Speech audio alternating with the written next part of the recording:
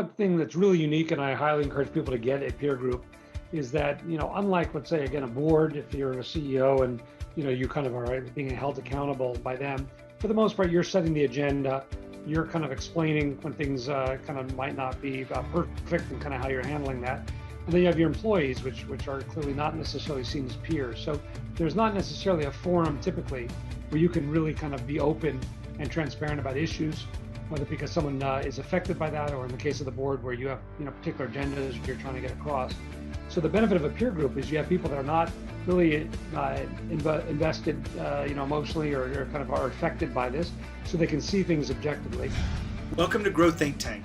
This is the one and only place where you will get insight from the founders and the CEOs of the fastest growing privately held companies. I am the host. My name is Gene Hammett. I help leaders and their teams navigate the defining moments of their growth. Are you ready to grow? How you spend your time says a lot about who you are, how you lead, and what is most important to you.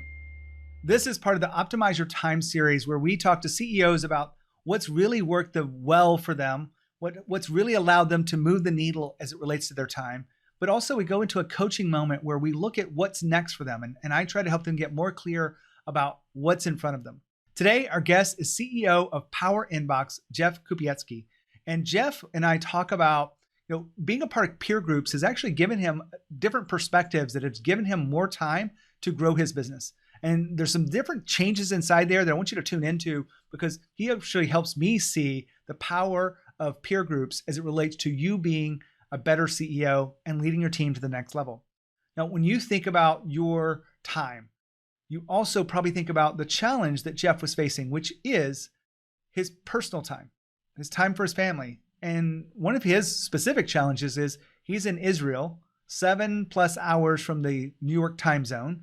And so he's also available during the day for the local team, but he's also doing Zoom meetings at night. We talk about what that is and the impact that it has, and get him to look at that from different perspectives. What we got clear on was that he needs to make some changes around this. He knew it, and we talked offline, and I won't divulge any of the private conversations we had, but inside the conversation today on this podcast, you will see some of the struggles that you probably have had yourself when it comes to your time. So join me for this interview with Jeff, and I'll see you on the inside. Jeff, how are you? I'm doing well, Gene. Nice to see you again. Well, glad to have you back on the podcast. Before we had you come back in to talk about leadership and culture, which we're going to talk a little bit about leadership today, but we're going to look at it from a different perspective. Tell us about Powerinbox before we get there. Sure. So we are a company that provides monetization solutions for digital media publishers. Company's been around for several years, and we now have a pretty broad network of kind of top-class publishers. And recently, we've been expanding our offering now to offer personalized messaging as well, whether that's browser push or over email. Well, love the work that you guys have done, and you've been very successful from this. The size of your company right now, has that grown much since we last talked? It was about 45 employees. Yeah, we're actually close to 70 now. We've taken advantage of the COVID situation, which I hate to say it that way, but we're seeing kind of a return to email as a preferred channel. And our publishers are seeing growth in terms of opens and clicks for their email programs. And because of that, we've decided to invest into this situation by trying to hire more technical people, more salespeople. And so we're getting close to 70 people now. Well, that makes this even more important, because as you hire more people, it doesn't mean that you have more free time. It means you have more time to manage, and you've got to think even further ahead as you're trying to look around the corner. This whole series of interviews is on how to optimize your time. And you had told me that you had kind of one big move that you felt like has made a big difference in your time. Go ahead and share with our audience what that move is. Yeah. Well, actually, I have to remember what we talked about was the networking group. Is that kind of what you're referring to? The peer groups, right? How do you leverage the peer groups? Yeah, so we've been, again, I think everything is in the context of now having moved completely remote, as I'm sure everybody in the audience has now been working this way for the last 9 months. I used to participate in kind of in-person networking. And so those were once or twice a year. And once the world moved to remote, what was really nice is we moved to a monthly cadence where my peer group would get together, basically on Zoom, an hour, 2 hours, once a month. And that created a check-in that for me was very helpful because we were able to kind of now track business issues on a more frequent basis. There was a good kind of feedback loop with these peers of mine. I always say it's kind of one thing to tell your board one thing or your employees, but it's much harder to kind of be accountable when you've got peers who are sitting in the same seat as you. So they're extremely helpful, but they also really kind of make sure that you're doing what you say you're going to do. Now, I know every peer group has its own structure behind this. You're not in the usual things I hear. I hear EO, YPO, Vistage. Which groups are you in? Yeah, I was in those, but now that I kind of my home office is actually outside the United States in Israel, so I've no longer been able to take advantage of those groups, which only occur in the United States. This group is called the Councils, and it is still an in-person. A priori that's what they wanted, because I've been a member now for a while. These virtual ones allow me to kind of participate even though I'm remote. It was started by Phil Terry. I think it's called thecouncils.com, and they've got a tremendous network of like-minded professionals. There's a group that's just CEOs, just product managers, just HR professionals, and I'm in the CEO group. Now, I wouldn't say these groups are kind of competitors of what I do, because I, as a coach, I've only worked one-on-one with people at your level. There's some real advantages to one-on-one coaching that you don't get in these peer groups, but we're not going to go into that today. Right now, we're going to really focus on how are you leveraging these peer groups to really get the most out of it. So what would you say is something you're doing that you could share with the audience that within their peer groups?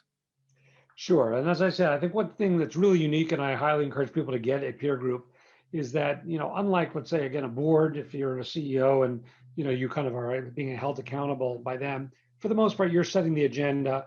You're kind of explaining when things kind of might not be perfect and kind of how you're handling that. And then you have your employees, which are clearly not necessarily seen as peers. So there's not necessarily a forum typically where you can really kind of be open and transparent about issues, whether because someone is affected by that, or in the case of the board where you have particular agendas you're trying to get across.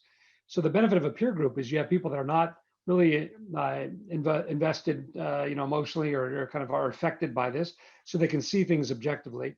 But at the same time, they've sat in your seat or sitting in your seat, and therefore they can be more direct. And I think that accountability of sharing with a peer group what your challenges are, coming to a resolution with their help, they really make sure that then you carry that out, because you don't want to be in this kind of group and not say that you did the thing that you said you were going to do the next time that you meet the group. So I find that that's one of the most valuable parts of this, is that kind of feedback loop of getting back in front of your peers, and they're asking you, did you take care of that personnel issue? Did you make that strategic decision that you were talking about? Now, that's really sounds like accountability then for it. And I remember when I was a good coachee with my first coach ever. And one of the things I made the decision was I'm going to be the best coachee, meaning the person that they coach that they've ever had.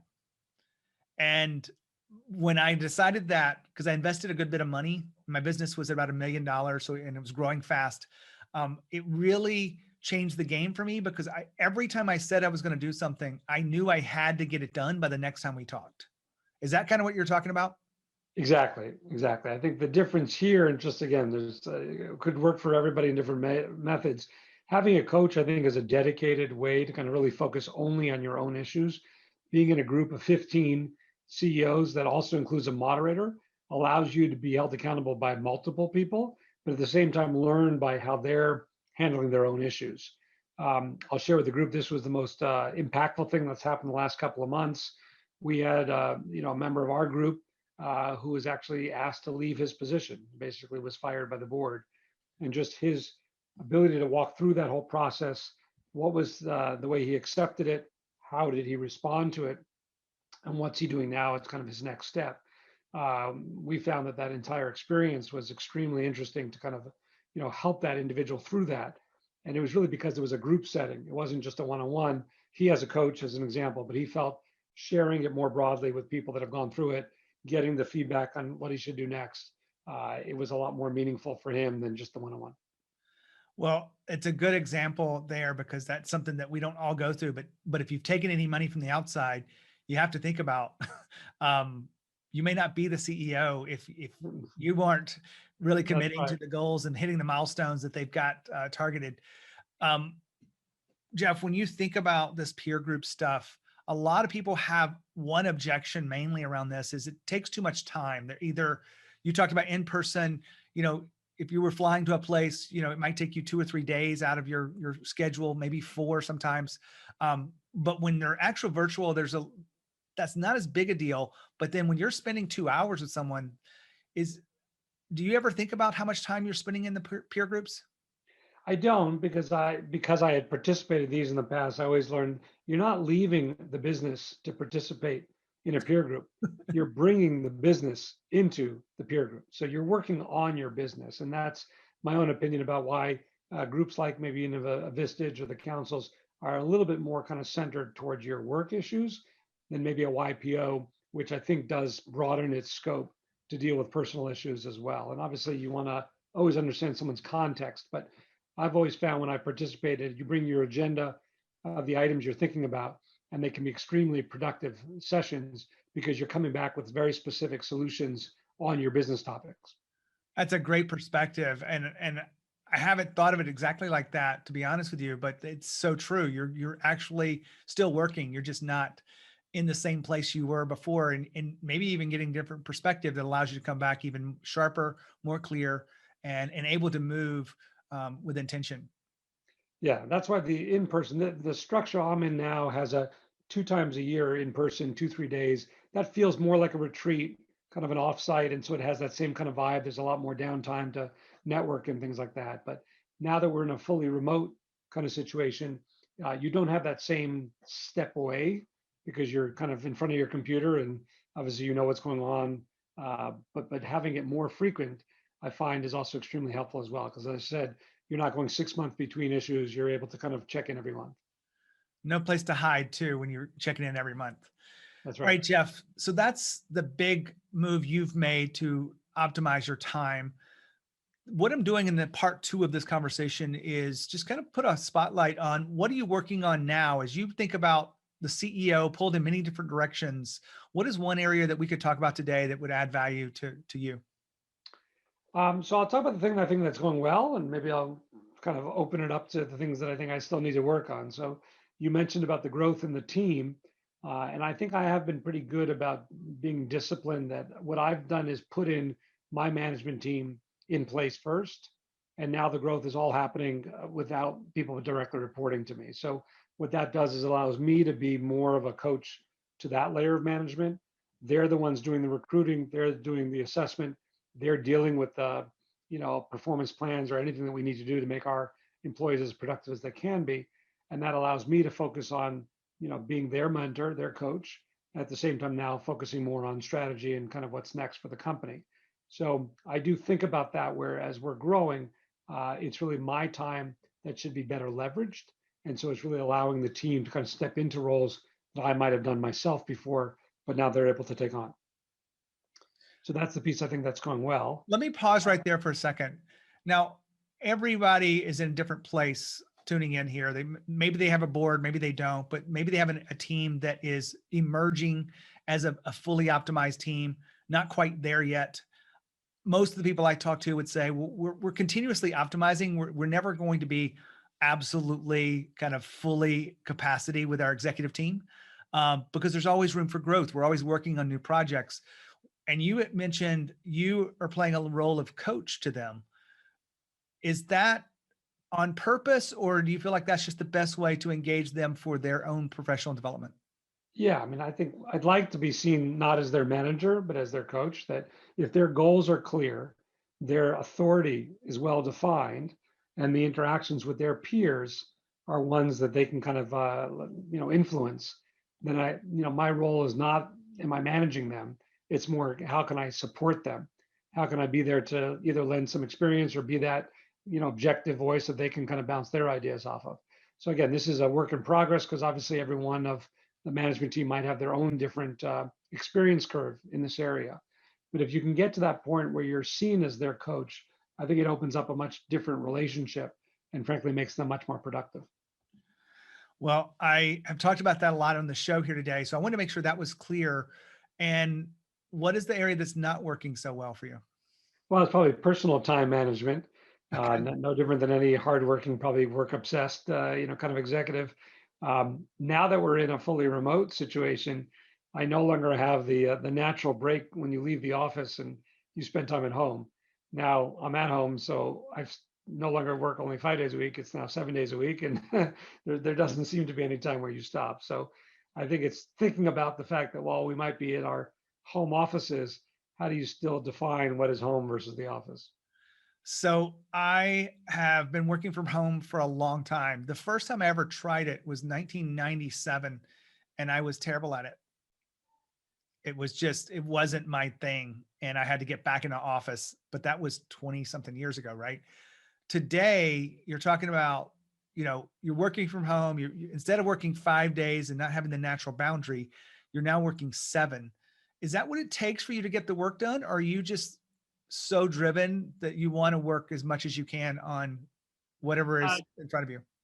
it's definitely you don't need that much time, and I've definitely found when I used to travel a lot. So just to put things in context, I was trying to figure out how much time I was spending in commuting, and I did about 200,000 air miles the last couple of years on average. So think about how many standing in airports, commuting, transitions, hotels. I mean, all that time has now been redeposited into my account.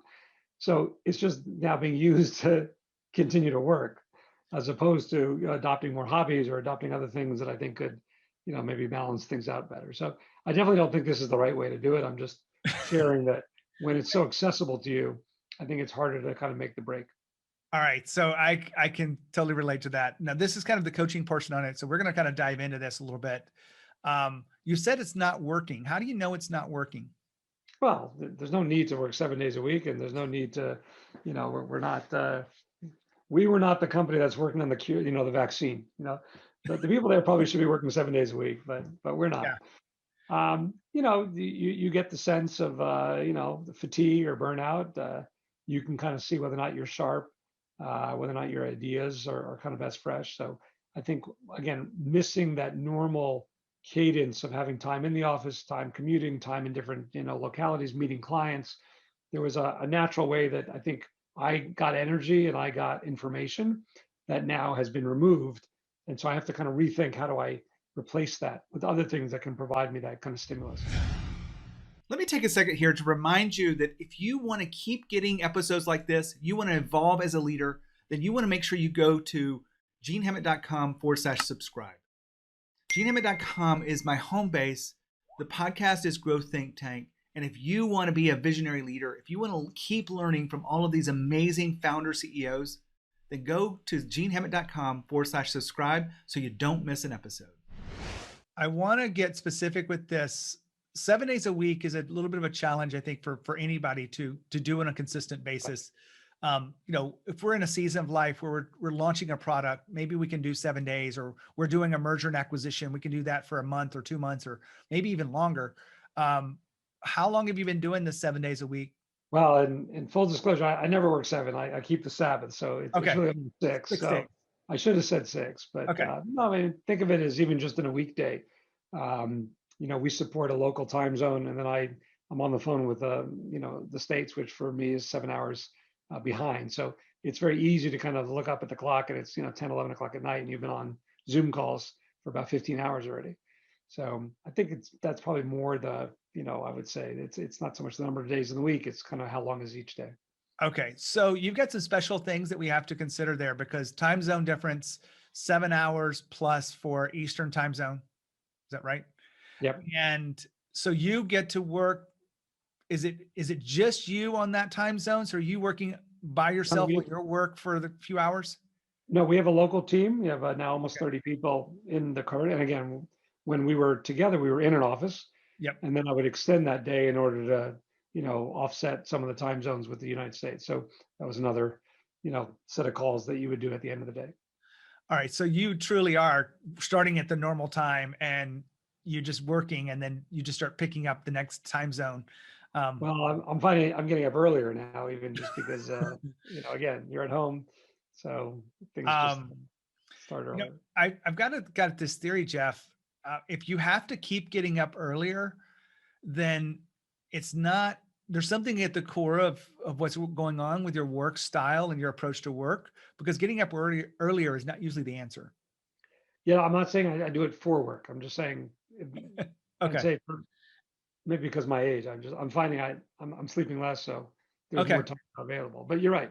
If I spent the first, so I run and I do some other things, so it's not immediately, jump on email, but open to ideas about how you create more of those boundaries, how you kind of think more So like, you've got some specific challenges because, just putting it out there, the time zone's one of the big ones, right? Because you want to be available for your team, your US based team, and they're 7 to up to probably 10 hours different from you. And they are. And so, again, in a normal situation, 1 week a month, I'd be with them in person. So the time in person I find invaluable. yeah. And I think that the need to be on the phone on the other weeks was less. Now that we don't have the in person, we're extending now effectively that we have to fill that, opportunity by meeting now more often by phone. So One of the things I usually talk to clients around when they feel this sense of duty to be there for all hours is, there's a limit to how much you can actually put through on a normal basis, and still add value to it.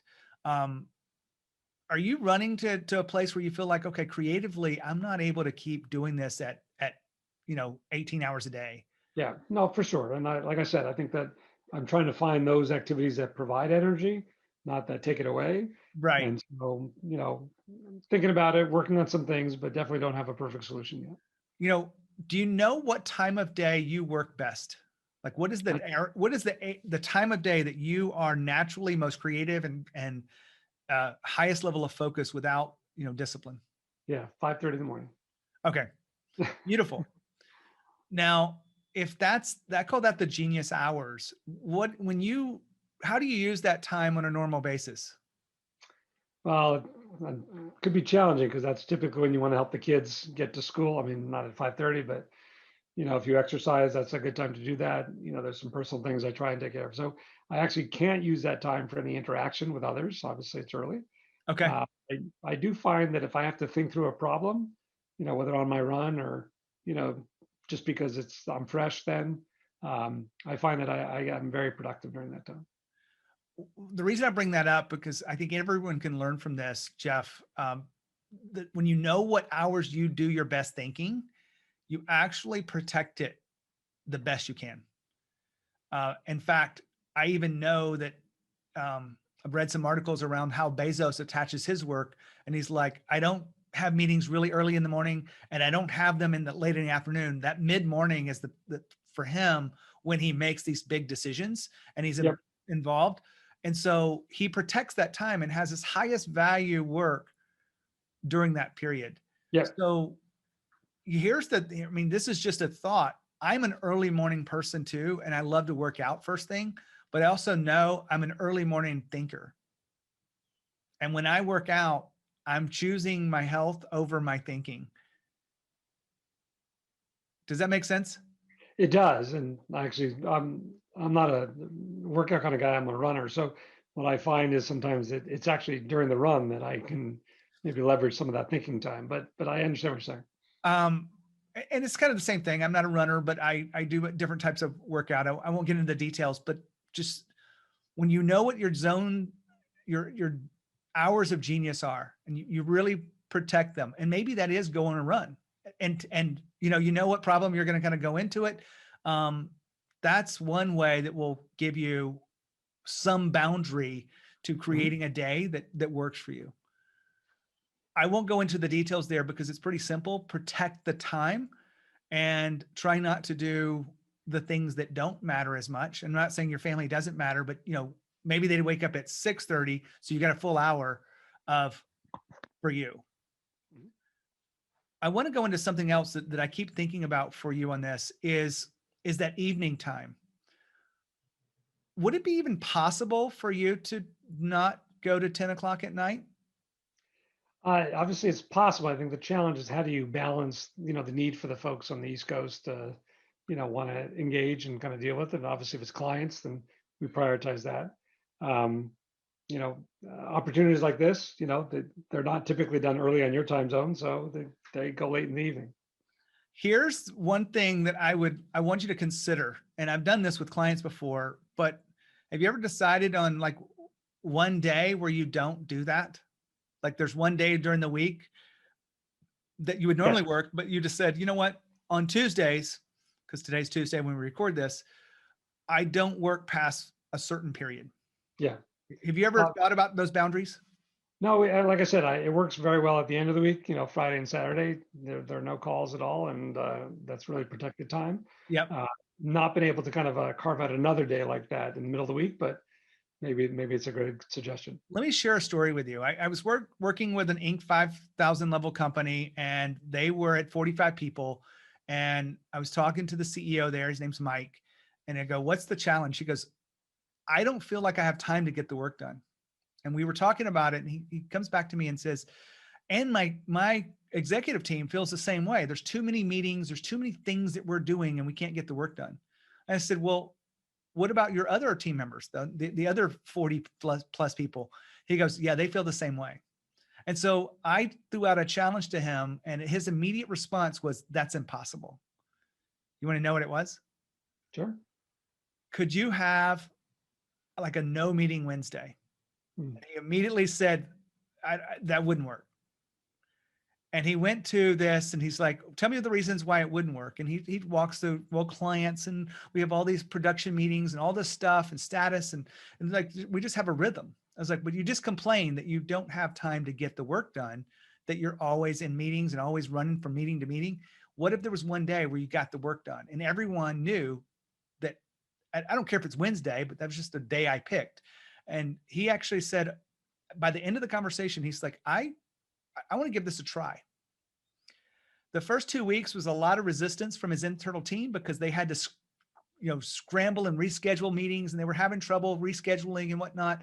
But after the first 2 weeks, I had talked to him because I was his one-on-one coach, and we went through this whole conversation about how amazing it was to have one day to just do work. Yep. What does that mean to you? Because you probably said there's no way you could just have a day. No, it might. I mean, again, I have to think through because two different localities for the team, so we'd have to have that in sync. But yeah, I think I've been through enough to know that less is more. It's just choosing what is less. Well, that's the part. I'm glad you said that less is more, because here's the reality. There's a limit to how much your capacity to think and even offer the coaching that you need to develop your team to be as fresh as you need to be. And it's probably less than 18 hours a day. Yep. It's probably less than 12 hours a day. If you had to really put a number onto it, what do you think is like that right? If you could just design your perfect week, what would be the number of hours per day that if you worked really focused, what would that number be? Yeah, it's eight hours a day, not more. What if I said that's just a choice, Jeff? Yeah. Well, again, I have to think through my unique situation.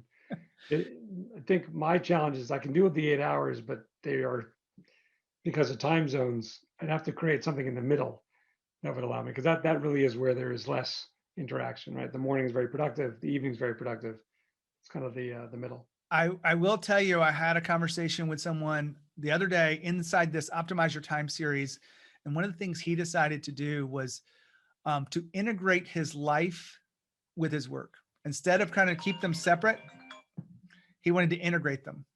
And what he ended up discovering and sharing with the audience here, and this hasn't published yet, but it will in the scheme of these interviews, is he no longer works out in the morning because the morning was his best time to work, but he actually takes a break in the middle of the day, and he's able to come back in for his second shift, if you will, with more freshness because it gave him energy, to keep moving. Yeah. Does that make sense?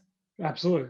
No, he basically created a new boundary for himself. Instead of working out at 6 a.m., he's like, I'm gonna take the moment at 3 o'clock in the afternoon some days, and it's my time.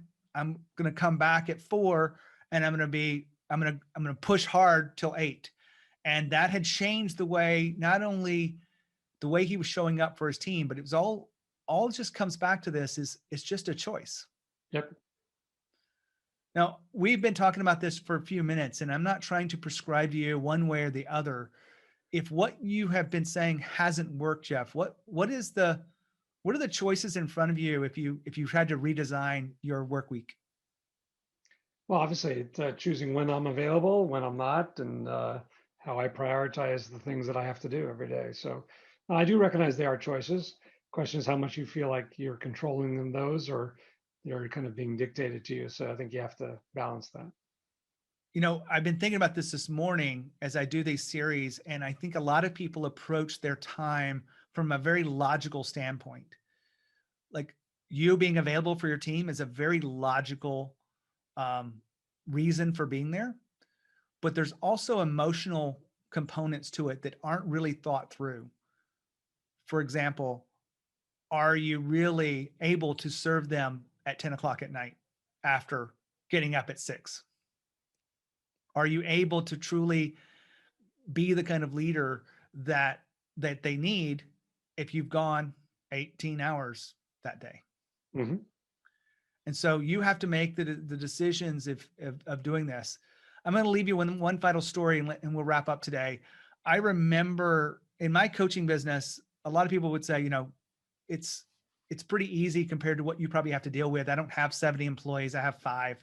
I don't have as many clients probably as you do. I do all one-on-one coaching, so it really is my time.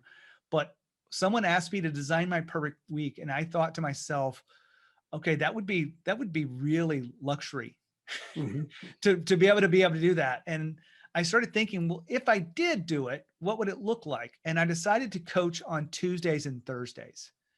My first thought too was, that's impossible. Just like Mike's first thought, no meeting Wednesdays, impossible. But guess what? I was able to go into deciding how I wanted to work and show up and stack my schedule for Tuesdays and Thursdays. Do I make exceptions? Absolutely. But when I understand the rhythm at which I'm working in for my business, it has worked out tremendously for me. Same thing for Mike when they decided to make no meeting Wednesdays. They did that for over 6 months before they actually changed it to say, I think it's no meetings on Mondays and Wednesday afternoons. Mm-hmm. So they shifted it a little bit to work with them in the way they work, but they had space for no meeting. When I share all this with you, Jeff, what do you think your next move is here as it relates to your personal time? Well, I definitely want to think about this idea of designing the perfect week. I have to think about that. I love the ideas of maybe shifting when you take your personal time from the places maybe you used to do it and move it, in a different part of the day, and thinking about that then to reorder how you prioritize. Well, I hopefully you will be able to do that, because if you continue at the pace you're going, maybe you'll be able to do it fine.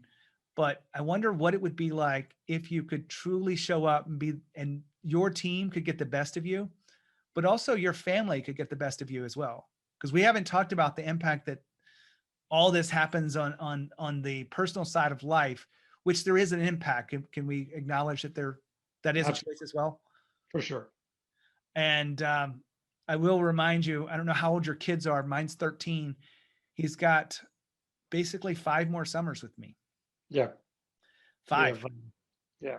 And then he'll be out on his own thing, doing his own thing. Now, will he come visit me if I'm at the beach house? Probably, knowing him. But I want to make the most of that time together. So I don't know what your family is like, but you have to factor that into your choices as you do this. But I will leave you with this. It's all just a choice. Mm-hmm. It's not the way you've always done it that you have to do it. You can decide to make a change. And if that doesn't work out, guess what? You can make another change. Is that fair? Great advice. Has this been helpful for you? Yeah, obviously it's not stuff I think about all the time, so it's good to kind of have this opportunity to talk through it, and I got some homework. All right, Jeff, thanks for sharing with us a little bit about what you're doing with Powerinbox, what you have been doing to leverage your peer groups. And as I wrap up today's episode, I want you to think about your own time. Think about how you as a CEO are coming in fully optimized and making your time work for you. If you have any questions about your time, we're putting out free content on this series, but we also got some resources for you and free training around this to help you optimize your time as a CEO. If you have any questions about that, make sure you go to genehammett.com. You'll find it right there available for you. If you want to be a more visionary CEO, you've got to let go of the day-to-day. You've got to learn to really change and manage your time differently. So when you think of growth and you think of leadership, think of Growth Think Tank. As always, lead with courage. We'll see you next time.